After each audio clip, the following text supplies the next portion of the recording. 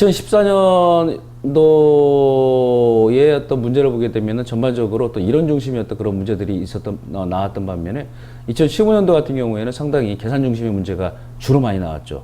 그래서 좀 힘들었을 것 같고요. 향후에 또 글쎄 모르겠습니다만, 주로 보게 되면은 기존에 그러니까 한 번은 뭐 이론 중심의 문제, 그 다음에는 어떤 실무 중심의 문제 이렇게 많이 나왔죠. 근데 앞으로는 점차적으로 적어도 손해사정사라면은 손해액을 계산하는 것만큼은 뭐 전문가가 돼야 되기 때문에 어떤 이론보다는 2015년도처럼 이렇게 어떤 계산 중심의 문제가 타당하지 않나 또는 어떤 좋지 않나 싶습니다. 물론 이제 수험생들은 이제 그만큼 더 많은 공부를 해야 되겠죠.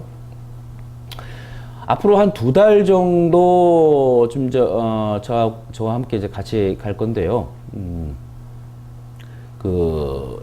전체적으로 이제 이론과 실무, 그 다음에 중간중간에 어떤 기출 문제를 갖다가 계속적으로 이제 해 나갈 겁니다. 들어가기 앞서 한번 잠깐 갖다 저를 소개를 하면요.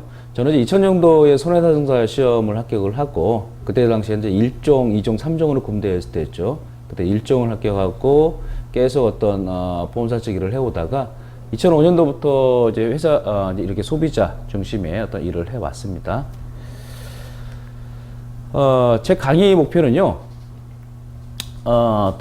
책임보험과 근제보험의 이론과 실무, 어떤 출제 경향에 맞춰서 학습을 하는 거고, 그 다음에 전체적으로 보면은 그냥 뭐 배상 책임의 법리 이해, 어떤 뭐 법적 근거라든가 성립 요건, 방법과 범위. 당연히 이 부분이 먼저 선행이 돼야 되겠죠. 보면 어떤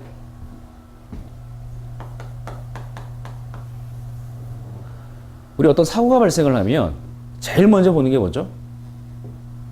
먼저 책임이 있느냐 없느냐, 법률상 배상 책임이 있느냐 없느냐 부분을 먼저 판단을 해야 되겠죠. 책임이 없는 사고를 갖다 굳이 손해액을 평가할 이유는 없으니까요. 먼저 사고가 발생하면은 배상 책임이 존재하냐 안 하냐 이 부분을 봐야 되겠죠. 그래서 첫 번째 시간은 배상 책임의 법리 이해, 어떤 법적 근거라든가 그 다음에 성립 요건이라든가 방법과 범위에 대해서 한번 살펴볼 거고요. 그 다음에 두 번째 시간에는 이제 어떤 배상 책임이 존재한다 그러면 때 손해액을 손해액을 산정해야 되겠죠. 그래서 손해액 산정 요소면 어떤 기법, 예를 들어서 뭐 일실수입 개념이라든가 산정 요인이라든가 그 다음에 어떤 취업 형태별로 어떤 배상금 산출하는 방식 해가지고 전체적으로 사고가 발생을 해서 배상 책임이 존재한다. 그 다음에 손해액이 얼마냐 부분까지 이제 확정을 한 다음에 우리 손해상사는 이제 보험과 뗄래야 뗄 수가 없죠. 그래서 이런 어떤 배상 책임의 이런 사고에 대해서 그러면 보상하는 게 뭐냐? 배상 책임 보험이죠. 그래서 여기까지를 보게 되면 여기까지는 어떤 손해액을 그야말로 산정하는 업무. 그 다음에 이제 밑에 쪽으로는 이제 보험 금액이죠. 보험 금액.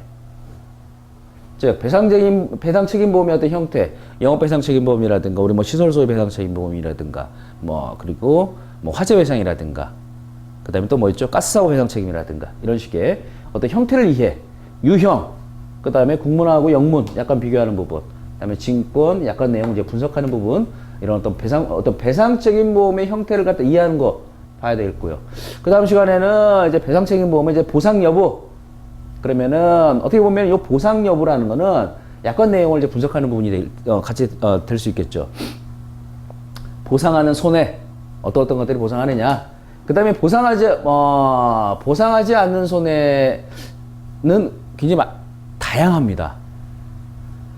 기본적으로 이제 배상 책임 보험에서 보상하는 손해는 뻔하죠. 그냥 법률상 배상 책임 보험을 갖다 보상하는 거죠. 법률상 배상 책임을. 그 다음에 뭐 가스사고면은 가스사고, 체육시설이면은 체육시설 이용 중, 뭐 일상생활 배상 책임 보험이면은 이제 일상생활 이용 중, 뭐 이런 것처럼.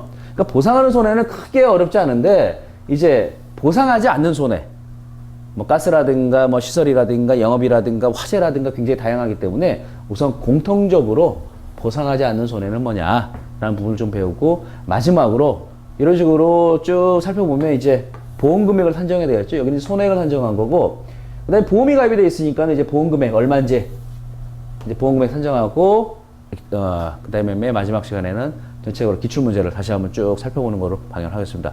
물론 이 수업 중간중간에 예를 들어서 뭐 배상측면 법리 이해, 그러면은 작년도 기출문제, 뭐 그 불법행위 요건 이런 것처럼 요 각 테마별로 수업을 하면서 기출문제를 같이 병행해서 할 겁니다. 그래서 예, 이런 형태로 이제 강의를 할 거고요.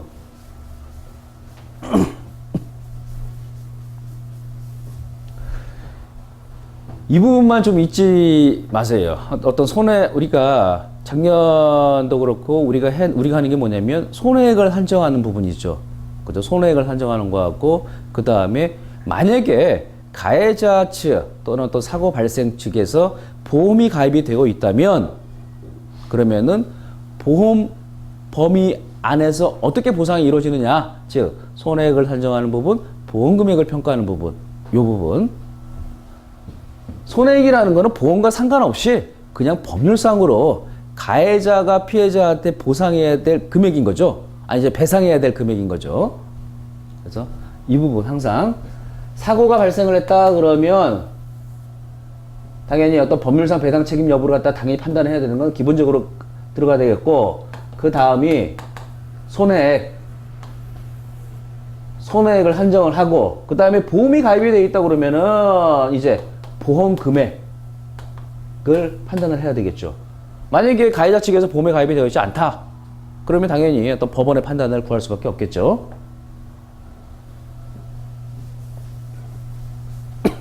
그 다음에 보험 금액을 우리가 판단을 하려다 보니까는 보험 증권은 어떻고, 보험 약관은 어떻고, 담보 규칙은 어떻고, 뭐 이런 부분을 갖다 공부하는 거죠. 그 다음에 세부사항은 뭐 이런 부분입니다. 1주 때는 뭐 기출분석을 통한 전체 수업 방향을 설명을 하고, 그다음에 법률상 배상 책임, 그 다음에 2주차 때는 뭐 손해액을 산정하는 거, 3주차 때는 배상 책임 보험의 특성이라든가 구분, 보상 범위, 뭐 4주차 종류, 그 다음에 5주차는 이제 근제, 6주 이렇게 쭉 가고, 전체적으로 이제 8주 정도 8번 해가지고 이제 그 수업 강의를 갖다가 잡긴 했지만, 중간중간에 어떤 더 좀 깊게 해야 될 부분은 좀 뭐 늘려서라도 보강을 하도록 하겠습니다. 그 다음에 요 수업을 하는 데 있어서 그 강의 부분은 전에 이제 2015년도에 민명재 상사 분이 이제 저술한 책이 있어요. 그래서 그 책을 우선 중심으로 좀 하고요. 그래서 그 다음에 중간중간에 이게 지금 2015년 판입니다. 2015년 판인데 이제 2016년 판이 현재 지금 작성 중에 있다 보니까 우선은 요걸로 하고 필요한 부분은 프린트물로 해가지고 학원 홈페이지에 게시하도록 하겠습니다.